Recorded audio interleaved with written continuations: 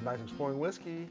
Tonight we've got a Highland Scotch. Yeah, we're going back to the Glenglassaugh line. Glennglassaugh 12 years. So we've done at least 2 other ones, probably, I think 3 other ones. The Sandend is what led us into this. Sandend won Whiskey of the Year for 2023, I believe it was. I assumed we weren't ever going to be able to find that, and I found Revival or Evolution, I can't remember which one it was, and bought that because I didn't figure I'd ever find the Sandend, and those were from the older line. And then they came out with the new line, and Sandend ended up being the Whiskey of the Year that year. They also came out with 2 other ones that year. This is one of the other ones that were released in 2023, which is the 12-year version of the Glenglassaugh. And they also did the Port Soy, which is, I think, where they're located. It's named after that one. When Brown-Forman ended up buying them, Ben Ryack, and Glendronach in 2016-ish or something like that. And then they decided for Glennglassaugh, they decided to do kind of a relaunch of their 3 base. So we've done Sandend, now we're doing the 12. The Port Soy is downstairs. We'll do that soon. Gotcha. So this is the oldest one, I'm assuming, because it's the age statement. It's the only, So I would assume if any of them were, more than 12 or even 10, they probably would have gotten the age statement. So yeah, you would have said it. So all right. Box is kind of beachy, kind of sandy, kind of. It's a coastal malt, so yeah, it's got to look sandy, right? Cork looks nice.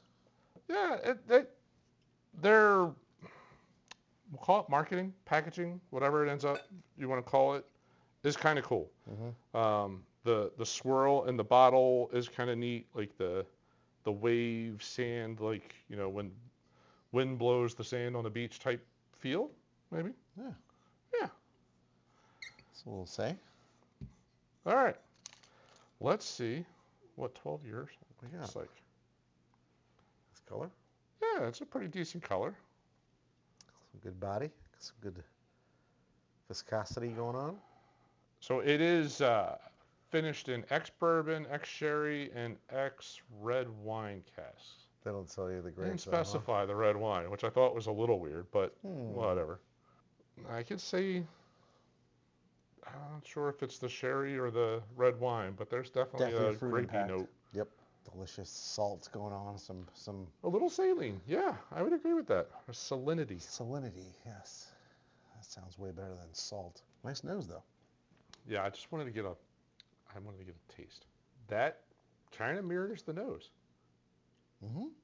There's a nice sweetness, a fruitiness, not quite, I'm going to call it grape on the palate. It might be a little bit more of a plum note or something. Yeah, and super ripe strawberries, maybe plums. Oh, okay. I go ripe strawberries. I can see that. Sweet, very salty, sweet, and then like a little plummy. Yeah. It's like this roller coaster. That's nice. In that order, yeah. I've got no complaints about that. That's a very, very nice. It's a nice scotch. And that finish is just like sits there, touch of wood, and then, but it's not. It's not heavy. It is very light, 90 proof. So it's got this little lingering barrel note that makes me really want to go right back. There's a little touch of a barrel note that kind of just hits. Not bad at all. You get a little bit more of a bready note. Yeah. Like a dough pastry, maybe. You could go down that path. I could be convinced of a lot of different things at that point. No, the nose, the second nose is so much more. There's so much more going on. So much more body. That fruit isn't the overpowering note. There's more. Yeah, there's a lot more nuance going on. Yeah, but still fruity, pastry, sweet. I can almost get like a touch of a vanilla note. Yeah, but I definitely get a pastry note. Pastry. It's not super sweet, but it's really bready. And then it's not like it's not a bunch of glaze and icing and all that kind of stuff. It's just like slightly sweeter bread. And I'm not getting a buttery note to it. It's just like doughy. Interesting. I'm getting this little jammy little bit of fruit on the end though. This little tiny bit. The fruit is still there. It's It's not the overpowering note that it was in the very, very beginning. It's almost like I'm getting every little bit of a jelly donut, but not together. It's like in pieces. Deconstructed jelly donut. Yeah, but I want it all together. High-end restaurant jelly donut. All right. This is a $50 dessert. Jelly donut. Deconstructed jelly donut. Let's see. I wonder if the fruit comes. Yeah, hope a little fruit. Hope that happens. Maybe some sugar or some.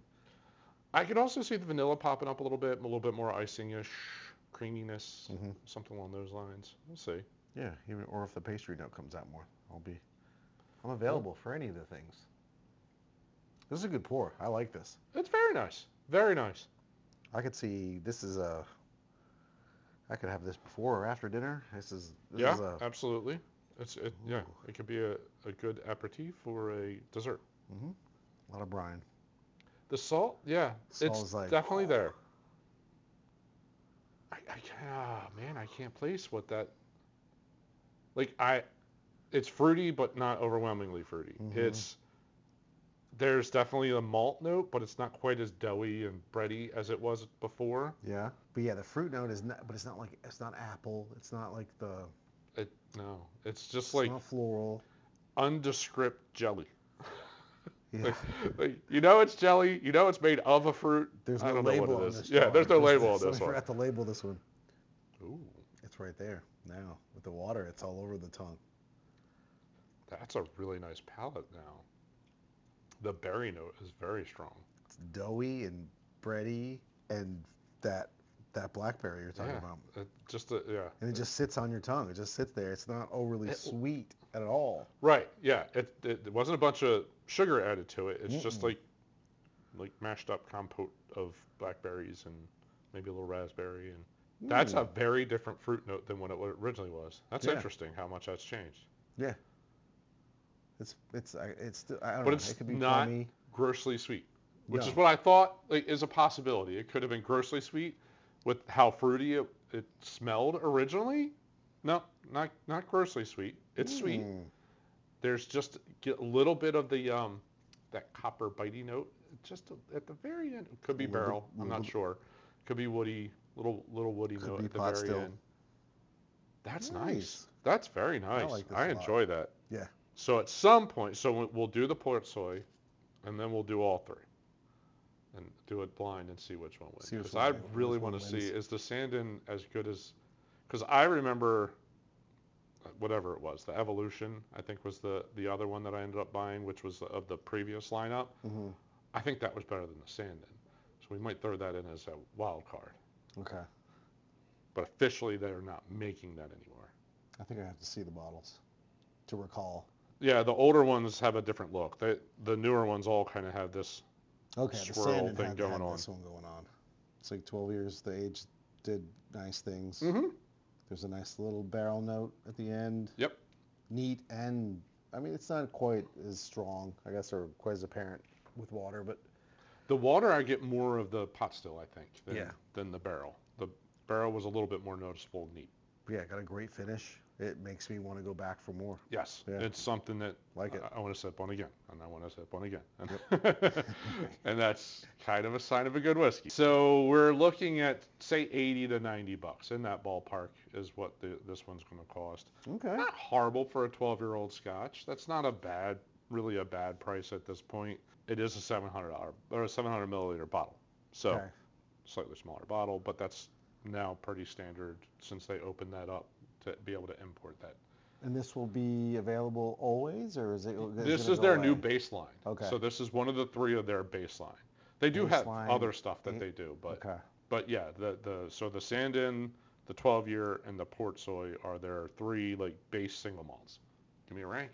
I'm thinking low, very low sevens. This is like 7.1 for me. 7.1.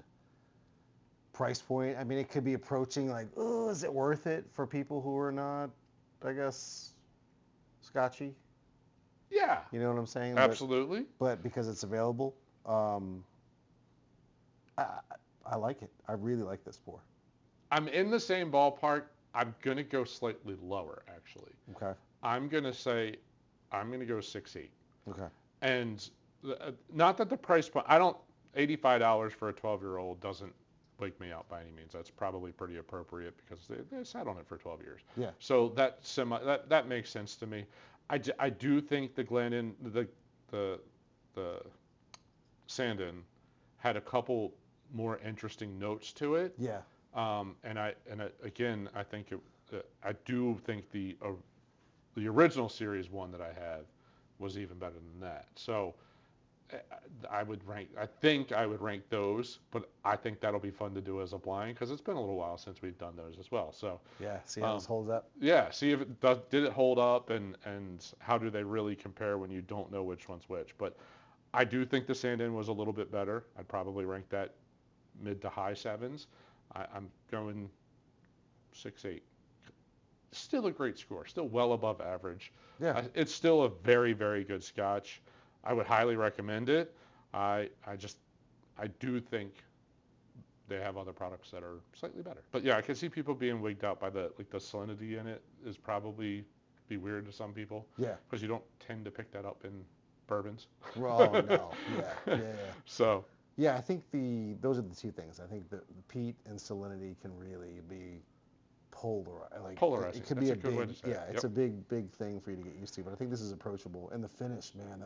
I think that's where I really like how it makes me want to go back. So hopefully you enjoy reviews like this, like we just did for the Glenglassaugh 12-year. We put out episodes like this a couple times a week, and we do cocktail episodes. We do little pre-made cocktails every once in a while. We do blinds like we're gonna do when we finish up the lineup here with the Glenglassaugh lineup. And yeah, if you are interested in following up with us, would love you to like this. That helps get it shared across YouTube. Yeah, if you stumbled upon us for the first time, hey, how about to subscribe? Like, not many people do that many Scotch, throw Scotches in the mix and Irish whiskeys. Most people stick to genre of bourbons, and every once in a while rye, or just Scotches, or just Irishes. We play in all the little puddles that are whiskey. Yeah, this guy buys stuff from all over the place. Try to. Come on, Andes, yeah, India, Peru, Taiwanese. India. Come on. You name a country that makes a whiskey, I've tried to buy it. You comment and challenge us. There you go. He'll find it. Yeah. I will try. All right. Well, thanks very much for watching, and we'll see you on the next episode. Cheers. Cheers.